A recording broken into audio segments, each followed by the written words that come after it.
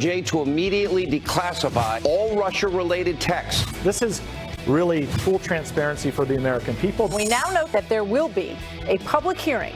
Judge Kavanaugh and his accuser, Christine Ford. All of the years that I've known him, over 35 years, he has been nothing but honest and trustworthy. At least 32 people killed in the wake of Hurricane Florence as rescuers raced to save survivors from their flooded homes. I was a kid when Fran and Bertha hit, and they were bad, but nothing like this. President Trump has just slapped tariffs on another $200 billion of Chinese exports to the United States. The Emmys wasting no time getting political. The only white people that thank Jesus are Republicans and ex-crackheads. So. The trumpets, they go. And the trumpets, they go. Live from New York City, it is 6 o'clock, and across the street they do Saturday Night Live, but in this studio, Studio F, we're doing Fox and Friends, cable #1 morning show on the planet. Yeah, those two guys that were emceeing, hosting the Emmys last night, they're from Saturday Night Live. They work across the street. That's right. We'll be playing a little bit of that. Yeah, we're going to play some excerpts of that, I imagine, but it was a little bit different of an Emmys. I'm not sure it related. We're very tactical move. They didn't even let the presenters read the nominees. Somebody else read the nominees. They just read the winners. Wait, did so you talk watch? about innovation. Did you watch? I felt as though, as a host, it's my obligation. I watched some of the clips of it, and they said, we thank the thousands of people in the audience and the hundreds of people that are out there watching. I know, because the ratings no one watches dipped anymore. Well, they get so political. It did get political. And speaking of political, you know what? This issue got political. It's a Fox News alert. The President of the United States, that man right there who can declassify material he deems in the public interest, is going to have the Department of Justice declassify documents and email regarding FBI transcripts, text messages, and a 20-page FISA application so people realize exactly what was going on during the summer of 2016 when the federal government went after the Trump campaign. A lot of people have called on the president to do this because they want to see what those FISA applications that deal with Carter Page. They want to know what the conversations with Bruce Orr were. They want to see those text messages between Strzok and Page and Bruce Orr and James Comey. Text message from, that's right, from Andrew McCabe. Everyone just wants, they just want transparency, and they want to know what really happened, and they want to know if this will reveal any abuse. Remember, Senator Schumer said flat out, if you don't want to mess with the intelligence agencies, he's 20 ways to Sunday to get back at you. Before the election. Before the election.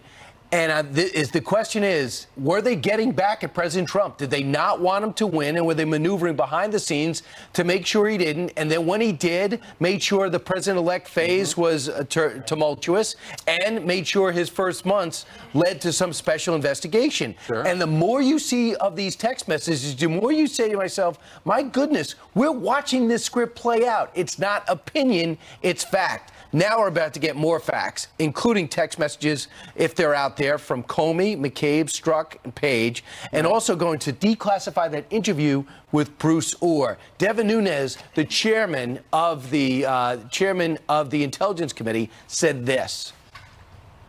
The mainstream media is also buying the Kool-Aid that this is going to endanger national security. And, I don't know how many times they're going to run that play call, but it's laughable that they're saying this is going to somehow endanger national security.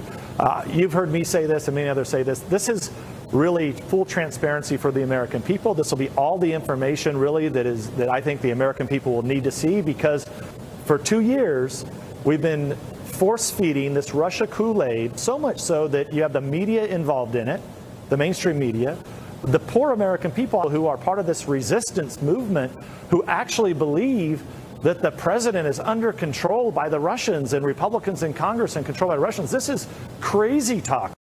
And so what Republicans say, by declassifying these documents, the president of the United States will allow people in this country to see that senior FBI and Department of Justice officials acted unethically toward the Trump campaign and in the early days of the Trump administration. And apparently what it's going to show is it's going to show that it sounds like in this FISA application, they used the dossier and they used some news stories that were planted by the people who had been hired by the Democrats and Hillary Clinton to put it out there.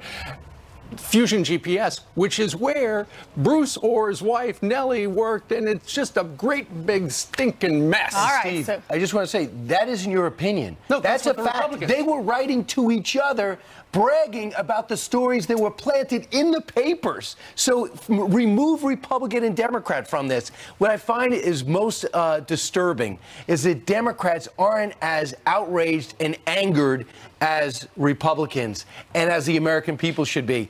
The FBI can't be used against us. Now it's Trump. Who's next if it's not stopped? Well, even Mark Meadows, he said that multiple senior-level FBI and DOJ officials acted deeply unethical. He says this will be transparency at its best, and we'll finally get some answers. Meanwhile, a lot of people are talking about Brett Kavanaugh. They were supposed to vote on him on Thursday, confirm him on Thursday, and then all of a sudden this girl comes out from 35-plus years ago and says he tried to abuse her, attack her at a party. He says he wasn't even at that party, and now he and his accuser are going to publicly testify on Monday. The confirmation hearing is going to be delayed. They're both going to speak out in front of the Senate Judiciary Committee on Monday. That's right. It's interesting because, according to the reports from Capitol Hill yesterday, the Senate Democrats were not cooperating at all. And Chuck Grassley's committee staff members had been calling and talked to Kavanaugh and apparently talked to Dr. Ford as well. And they worked out a deal where they would both appear. We don't know exactly the format, but it sounds like it's going to be on Monday. They could immediately have a vote right after that. We simply do not know what's going on. To your point, Orrin Hatch says that Judge Kavanaugh told him, I wasn't even at the party. And there are so many details that she doesn't remember. The only witness that she admits was there was this fella who is a friend of his by the name of Mark Judge. And he said it never happened. But so it's something where there is no way to confirm the story. I can remember maybe 2 parties that I was at in high school. But how many parties did you go to? A lot. Yeah, I don't want to make it seem I was that popular because I did have issues in high school. But back to this story, she didn't even name the exact party that she was at. She doesn't remember. So how does Brett Kavanaugh know if he was there or not? So that's one thing that Orrin Hatch kind of talked himself into circles, saying that Brett Kavanaugh says he's not there. Well, we don't even know what party it is, which is part of the challenge of this story. The president, Kellyanne Conway, was on with us yesterday saying, listen, she should have her say. We should hear her speak. Yeah. That's what's going to happen. He's had 65 women who knew him in high school and college and have come forward and said, this is an upstanding guy. He's a wonderful person. That is not the guy who she's describing. That's not the guy we know. He dated 2 girls named Mara. One was in high school and one was in college. They were both on Fox last night. Listen to what they said about him. He was a responsible guy.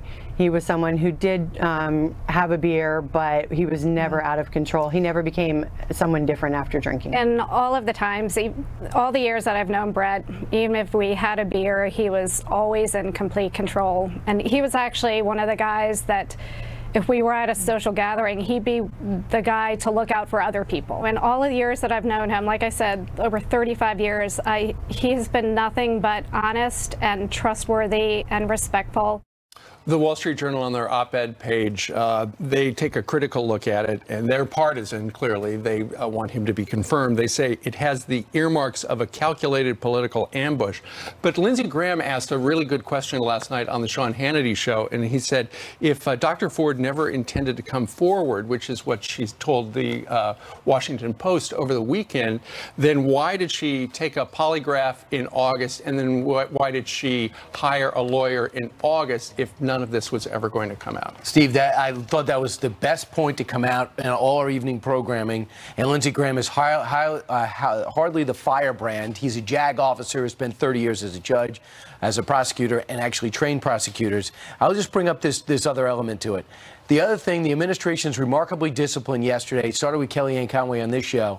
But the other thing that brings up that I can't get away from is Senator Feinstein had an opportunity in closed session to say, I got this letter, Brett Kavanaugh, and I'm a little concerned about it. I don't have a name. Yeah, about a month ago. Can you tell me about, at not one time did she bring it up? It just makes you wonder about the timing while not dismissing the concern. Well, we're going to hear from both of them on Monday, and we'll know more about the story then. Meanwhile, we've talked about the storm, the serious storms down in the Carolinas. Yesterday, 17, 18 people in the morning show we said were killed. Now look at that number. 32 people are dead in the wake of Hurricane Florence as rescuers are racing to save the survivors from their flooded houses. Some entire communities are cut off by the historic floods. One of these places, Pollocksville, North Carolina. That's where we find Griff Jenkins live as the water continues to rise. Griff. That's right. It's all about the rivers cresting at above or just below record levels here in Pollocksville. Take a look. This entire town cut off by the Trent River. It's unbelievable. They've had to fly in helicopters, National Guard, bringing in supplies for these folks. Entire communities either stranded inside or have been rescued, being brought out. Here's what the county manager, Frankie Howard, had to say.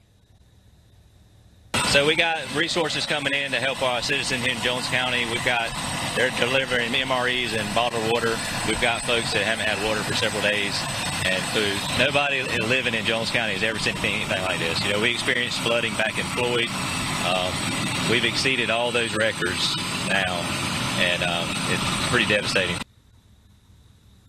We're about 15 miles south of New Bern. You've heard about the rescues there, more than 200 there, about 150 here in the last few days. And one of the people that was rescued yesterday as we were here was named Clayton Fryer, and he was glad to finally get out. Have a listen. It was terrifying. I wasn't going to leave. I said, if God can move mountains, he can move a fool. So I didn't want to be a fool, so I left.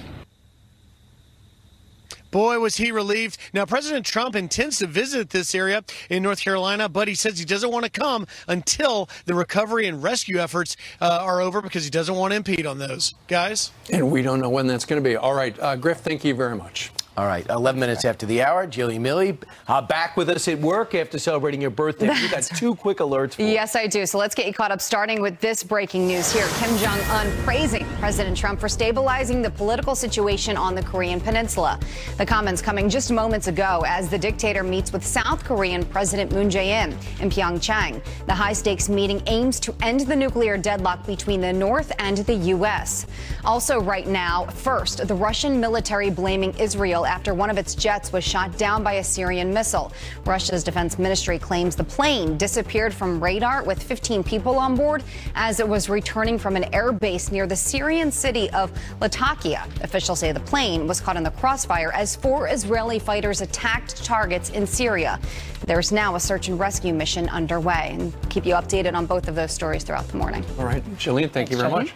Meanwhile, Judge Brett Kavanaugh and his accuser to testify publicly on Capitol Hill Monday. How's that going to play out? Constitutional law professor Jonathan Turley has some ideas. He's with Brian next. And this guy figured out a way to beat those arcade machines. No one seems to win.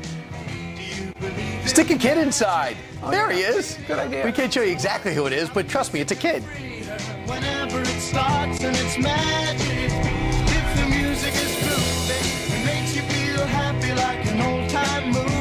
I'll tell you about the man.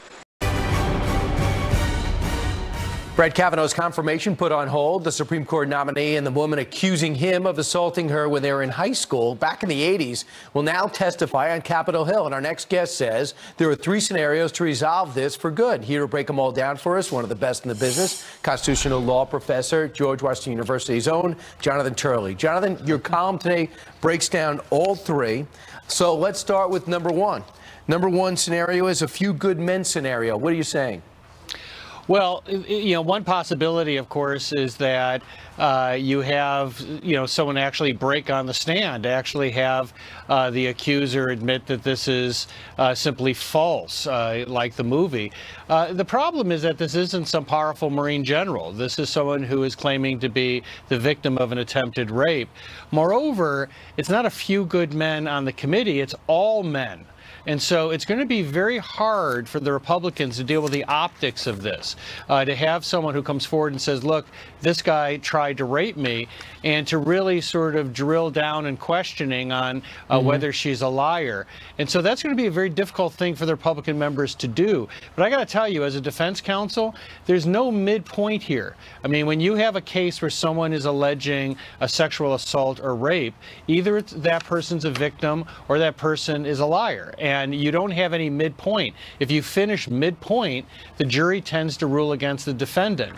So the Republicans are going to be in a tough position. Either they're going to have to address this or not. Now, it is possible to have a polygraph with a false memory. You know, it is possible for her to be mistaken that this really wasn't Kavanaugh and still pass a polygraph. I've done polygraph cases in the national security area, and they are not nearly as precise as people think they are. And Jonathan, the other thing is, did it happen? She could say, the technician could say, yeah, it looks like it happened. Is it Brett Kavanaugh? So that's another question. I like to see the questions on the polygraph and how it was done, if that, of course, becomes the case. But if you're drilling down that far to decide if he should be the next Supreme Court nominee, that's not going to get done in a week. The next is, of course, he breaks on the stand. He looks uncertain, can't answer the questions. Of course, then it would all fall apart. And a tie scenario is the third option that you say it's no better for Kavanaugh. This cannot end in a tie. It's got to be definitive. Kavanaugh didn't do it, right? Yeah, it's going to be real tough if this thing ends up as a he said, she said, particularly in the Me Too period. You know, the Republicans are going to have to create some terra firma here, some basis to say, look, it's just at this point, it does not appear that this is a legitimate objection. Now, they're already trying to lay ground for that, to say that he wasn't at the party. But, you know, this was over 30 years ago. So both of the memories on both sides can be challenged. If I was to ask Jonathan Turley the percentages of Kavanaugh going forward and becoming a Supreme Court justice now, what do you think? Oh, gosh. I got to tell you, Brian, he's got a margin of 1 or 2 votes. There were already a couple of members that were uneasy about his position on Roe. I'd give it a 50-50 shot at this point. Honestly, it's not a cop-out. I think it's exactly 50-50.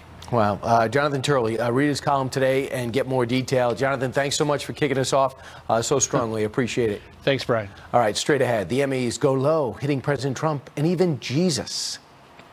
My mother's not watching. She doesn't like watching white award shows because you guys don't thank Jesus enough. The only white people that thank Jesus are Republicans and ex-crackheads.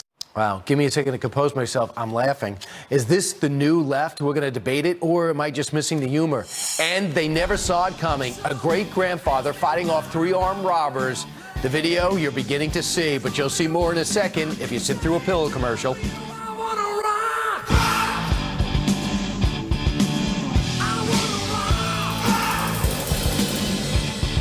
This program is sponsored by USAA, insurance, banking, and investments tailored for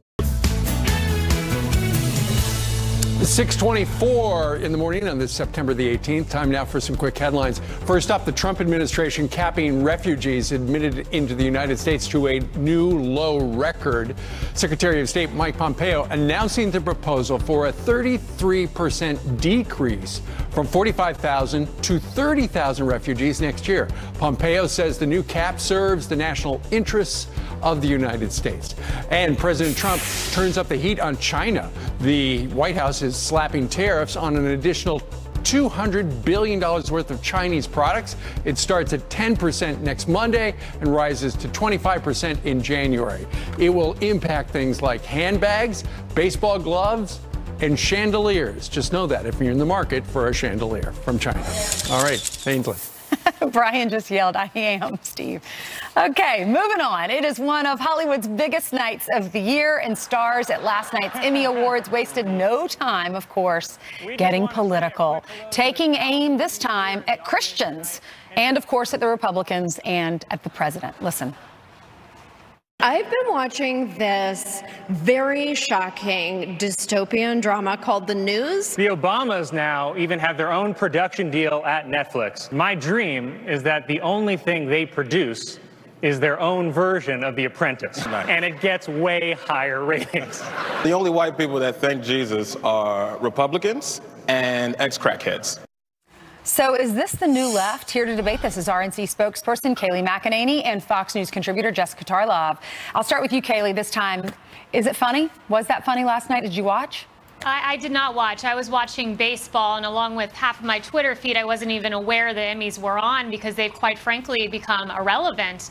And that shot at Jesus and at Christians, that was just a really low blow, drawing the comparison between Republicans and crackheads. It's no surprise the Emmys are the lowest rated award show, and award shows generally are down in viewership. The Golden Globes down from 2017. Oscars hit an all-time low. Teen Choice Awards all-time low as well. Not surprised because most Americans don't want to watch out-of-touch liberals pat each other on the back.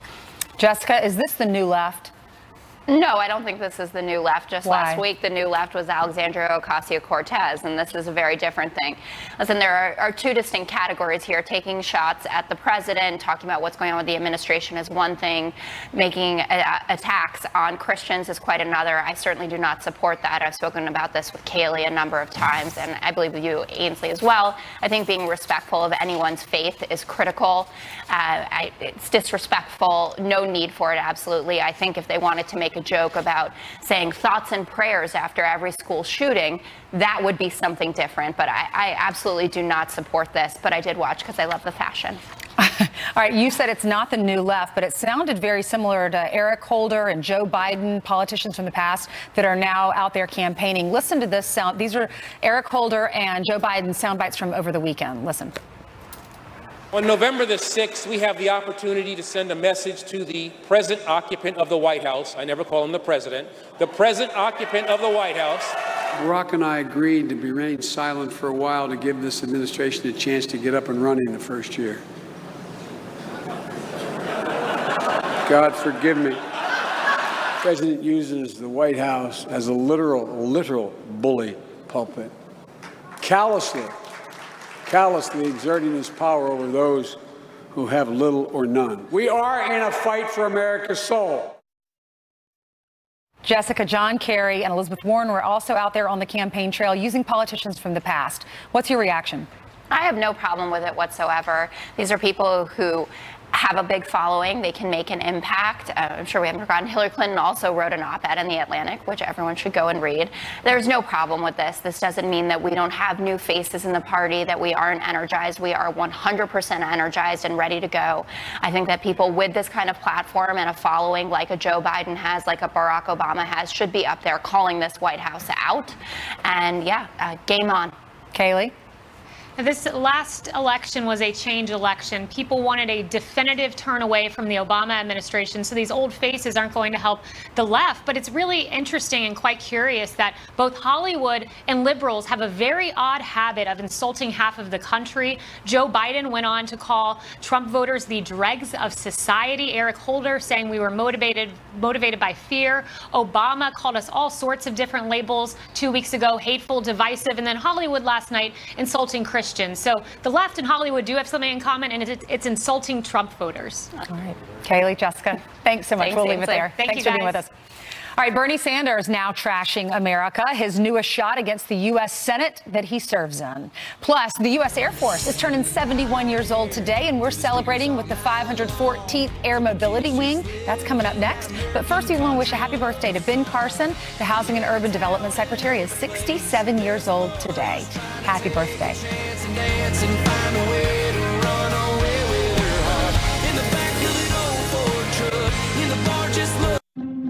Daniel's wish. Where our names on work shirts, we cause traffic jams with John Deere tractors. We don't care who thinks we're backwards. When they call, we fight wars.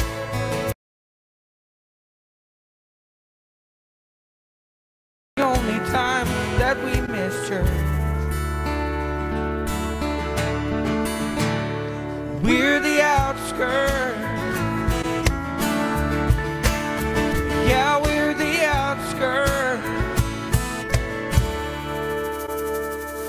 Very nice. Right, on the outskirts, but on the inside. Yes, that was the Air Force country band Wild Blue Country performing the Air Force song in honor of the United States Air Force 71st birthday today. That's right, and here to celebrate are Colonel Thomas Pemberton, the commander of the 514th Air Mobility Wing, and Chief Master Sergeant Dana Capaldi, the senior enlisted leader for approximately 2,000 enlisted personnel at the 514th Air Mobility Wing, along with some airmen from Joint Base McGuire-Dix, Lakehurst in New Jersey, and the Air Force Academy in Colorado Springs, Colorado.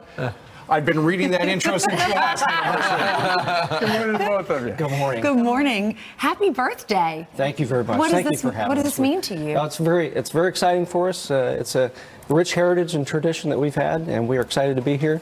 The Air Force is as celebrating our anniversary. We're made up of 4 parts, right? We have the active duty, which are represented here by these great men and women behind me. Right. We have the Air Force Reserve citizen airmen that live locally. In fact, about 25% of my wing live in New York City. 20% of them are first responders. So That's we are fantastic. excited for them. The last 2 parts are the our Air National Guard. Operate kind of the same way the reserves do. They're organized by states, and then our last folks are the civilians and the contractors. Master Sergeant, I would argue that no branch has had more pressure on them than the Air Force, really since the first Persian Gulf War. Yes, sir. Yes, sir. What has been asked of you and this branch of the fighting force? Just to serve our country, to be bigger than ourselves, to protect those interests that are dear to us. And so that's what we do. Everybody that you see here and everybody in the armed forces are a volunteer force, and that's what we're here to do. And you never know when you're going to be called into action. I mean, look last week with Florence. I mean, you were pressed into duty. We have to be ready at all times. In fact, several of my folks have already been activated for that. We've had some folks that were deployed for my aeromedical evacuation that are already trying to help these people out. So. All right, as is the custom on Fox and Friends, we get a cake, and this is the cake right here. This is the smallest table we've ever had. Small cake, small table. All right, so what is your tradition? How are you going to cut this up? I know you've got you're packing a sword. Traditionally, yeah, we do. I'll be careful with it. Traditionally, it's the oldest person, the oldest serving person, the youngest serving person. But Ainsley, we'd be honored if you would. There's some younger people. I'm the oldest. I'm the oldest, right? Okay, just clarify I that. would love to do this. Would you hold that, please, Brian? You want me to do this with you? Yes, ma'am. Okay. Do we cut it right down the middle? If you'd like to do that, we can do that. Happy birthday, Air Force. That's great. Wonderful. Can I borrow this for my daughter's birthday? Could you imagine if I brought that out? Anyway, happy birthday. Thank you all so much for your service and your sacrifice. And the band's sticking around, right? I hope so. Yeah, it's your band. That's right. You're under your command. And by the way, Major Wagner, step out. Brian Wagner, if he looks familiar, Brian, what year was it? So December 22nd, 2006, I actually got engaged in Fox and Friends morning show. Steve was outside. He handed me the microphone, and I'm proud to say since 2006, me and my wife are happily married. All right, good job. Very nice. Congratulations. Oh, that's great. It's a twofer today, the anniversary, and Brian got to say hi to his wife on TV. Right. And by the way, by the power vested in Ainsley, because she was using the sword before, should you toss it to Jillian? That'd be wonderful. Jillian, where are you? Are you upstairs? I'm upstairs, yes, but there's cake, so I'll be downstairs. Happy birthday to the Air Force and to you yesterday. Oh, thank you very much. And to you in 2 days. Lots of birthdays. Okay, let's get you caught up, though, on this Fox News alert. A sheriff's deputy killed in a shootout near an auto shop. 27-year-old deputy Mark Stasuk shot by a suspect arguing with an employee near Sacramento, California. Another deputy and a bystander were hit, but will be okay. Stasuk, a 4-year veteran of the force, leaves behind a wife. He's the 37th officer killed in the line of duty this year. Meanwhile, police identify the man who killed a deputy in Kansas. They say Robert Greason, a convicted drug dealer, shot and killed Robert Coonsey. Greason also died. Socialist Senator Bernie Sanders trashes America in a new interview. Just watch what he says about the Senate. We just starve little children. We go bomb houses and buses of children. And we give tax breaks to billionaires, but we don't use dirty work. Sanders trying to joke around with comedian Sarah Silverman on her show, I Love You, America. Well, this guy still has it. An 83-year-old great-grandfather fights off 3 armed robbers. Take a look at this insane video at a betting shop in Ireland. The 3 men storming in with hammers and a sawed-off shotgun sent running when Dennis O'Connor chases them out with a stool, kicking one in the rear. O'Connor says he didn't really think, he just wanted to help. Police now looking for the robbers. A grown man is caught sending a toddler inside an arcade game to steal prizes. You can see the small child poke her head out of the window, handing the man several items. Well, the child helping grab expensive things like a Game Boy. Police in New Hampshire now looking for that suspect. Geez, let's look at your headlines. Well, let's go to meteorologist Janice Dean. And Janice, I know flooding is still a major issue in many parts of the country. Absolutely. And yesterday we saw several reports of tornadoes in North Carolina and Virginia. Thankfully, the tornado threat is going to lessen today, but we still have a big chance of flooding as the storm moves northward all the way up towards the northeast. Let's take a look at where we saw the most precipitation, of course, over the last week or so. North Carolina with the bullseye, over 35 inches, record-breaking rainfall, and we still have the river flood threat.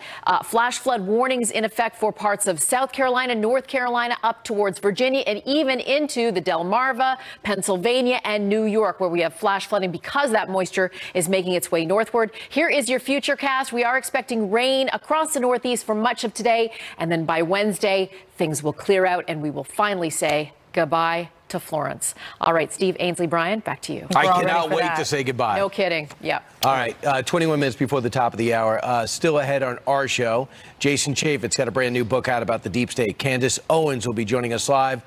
They are going to be here shortly. Plus, President Trump now declassifying key documents related to the Russia probe, which he calls a witch hunt. Will it be a game changer? Judge Andrew Napolitano is on the case live next. But first, more from the Air Force Band, Wild Blue Country, on their 71st birthday. These cheap sunglasses, life is looking perfect through this tinted plastic. Everything gonna be okay. Got $1 million view through these cheap sunglasses. Yeah, all through these cheap sunglasses. Yeah.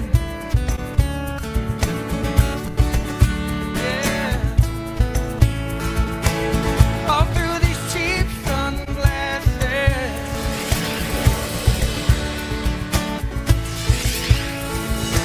We are the TV. Good morning to you and welcome back. Some quick business headlines now. Cannabis cola could be the wave of the future. The Coca-Cola company now considering developing marijuana-infused beverages. The drinks would be geared towards easing anxiety, inflammation, and pain. It would not get people high. And today is your last chance to vote on what city Heinz's mayo ketchup will first debut.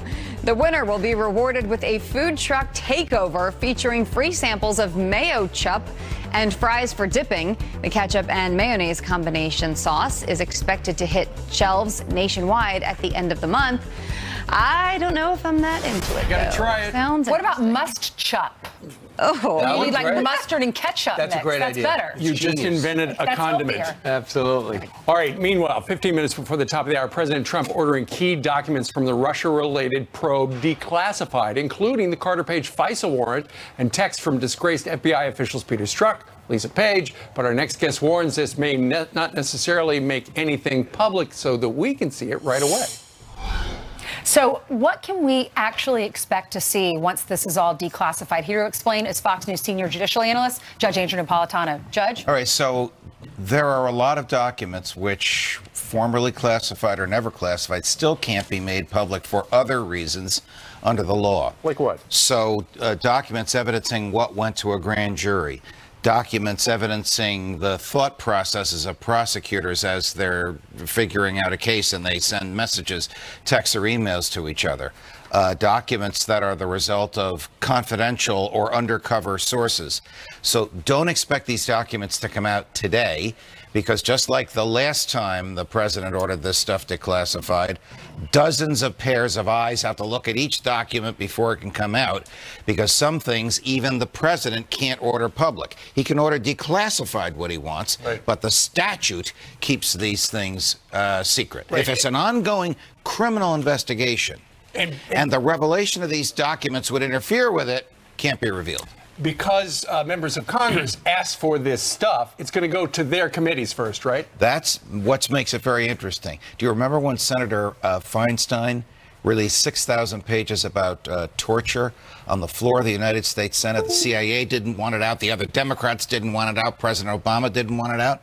A member of Congress can take to the floor anything and release it with impunity, no matter what the law says. Now, I don't know if the members of the House Intelligence Committee will do that. They can lawfully do it. If they don't do that, then each document has to be scrutinized before it can be revealed to the public. Does the president know what he's getting? I don't think so, Brian. I doubt that the president has seen these materials. In fact, I doubt that any one person has seen all of them. So it's a bit of a gamble. The president is frustrated. We all understand that. A lot of us share his frustration. How and why and by whom did all of this start? Was the FISA court duped? Was this really a political undercover hit job under the guise of an intelligence operation? He feels that by revealing these documents, we may get answers. We already know a lot. We do. I mean, what we know already is disturbing. Yes. I fear that revealing these documents is going to reveal confidential sources and the way the intelligence community works. I've been a critic of the intelligence community, but I also respect that a lot of them risk their lives to get this information for us, and that cannot be made public without damage and harm to them. Mark Meadows, Devin Nunes, even the president have said this is real transparency. Do you agree? It might be a little too much transparency. We'll find out. Yeah, but we've got to know whether or not the FBI and the Department of Justice presented the information to the FISA judge. All they showed was, okay, we got this dossier. We're not going to tell you that the Democrats funded it. We're not going to tell you that Bruce Orr's wife I understand that argument. Look, you know this. Brian and I have talked about it till we're blue in the face. I've been a harsh critic of FISA. It purports to change the constitutional standard. But if you're going to expose what went to FISA in this case, then FISA will no longer be secret and it will no longer be helpful. Judge, if officials at the top of the FBI and the Department of Justice conspired against the Trump campaign and ultimately the first couple of months, we've got to know. Agreed. And it led to a special counsel. This is one thing leads to another. Their goal was to get a Mueller situation. Well, they got a Mueller situation, and he's prosecuted people who've done some bad things like Paul Manafort. Where it goes from here, we don't know. Right. Stuff that they dropped and weren't interested in 12 years ago. Yes. Now they put him in jail for. There have already been text messages that have been revealed that reveal that folks within the DOJ and FBI were unethical. Do you think anything that will be revealed through this transparency or through the release of this information, will it be illegal? I'm smiling because sometimes I think of the texts that Brian and I send each other, which we wouldn't want revealed. I don't know what is highly unethical. Involving Bruce Orr and his wife, No, Nellie. of course not involving Bruce Orr, but I don't know what is in those texts. But we are at our most unguarded moments when we text. All right, Judge, thank you very much. You're welcome. We'll be watching. All right, meanwhile, fuming and volcanic. Those are just a couple of the choice words the media uses to describe POTUS. Plenty of outrage from President Trump this weekend. The president described as volcanic, seething tonight. Sources say he's been fuming about Cohen all week. Well, the Media Research Center analyzed the recordings, and the findings are shocking. They're coming up. I'm fuming about that. And we're continuing to celebrate the Air Force's birthday, how clothing can make a big difference in the life of a veteran. We'll tell you why coming up next.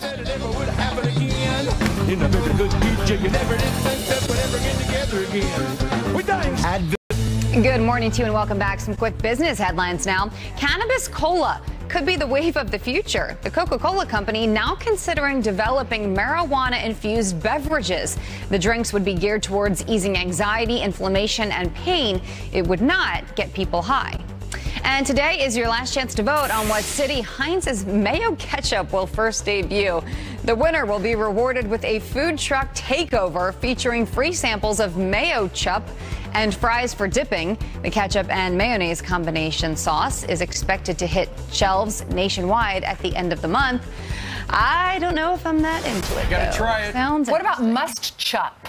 Oh, you need like mustard and ketchup. That's mix. a great idea. That's better. You just invented a That's condiment. healthier. Absolutely. All right, meanwhile, 15 minutes before the top of the hour, President Trump ordering key documents from the Russia-related probe declassified, including the Carter Page FISA warrant and texts from disgraced FBI officials Peter Strzok, Lisa Page. But our next guest warns this may not necessarily make anything public so that we can see it right away.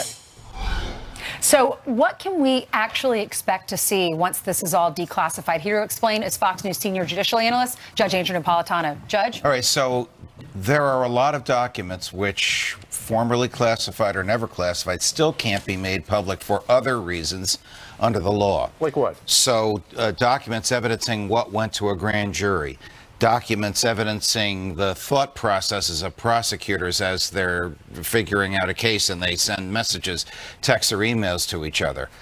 Documents that are the result of confidential or undercover sources. So don't expect these documents to come out today, because just like the last time the president ordered this stuff declassified, dozens of pairs of eyes have to look at each document before it can come out, because some things even the president can't order public. He can order declassified what he wants, but the statute keeps these things secret. If it's an ongoing criminal investigation, and the revelation of these documents would interfere with it, can't be revealed. Because members of Congress asked for this stuff, it's going to go to their committees first, right? That's what makes it very interesting. Do you remember when Senator Feinstein released 6,000 pages about torture on the floor of the United States Senate? The CIA didn't want it out. The other Democrats didn't want it out. President Obama didn't want it out. A member of Congress can take to the floor anything and release it with impunity, no matter what the law says. Now, I don't know if the members of the House Intelligence Committee will do that. They can lawfully do it. If they don't do that, then each document has to be scrutinized before it can be revealed to the public. Does the president know what he's getting? I don't think so, Brian. I doubt that the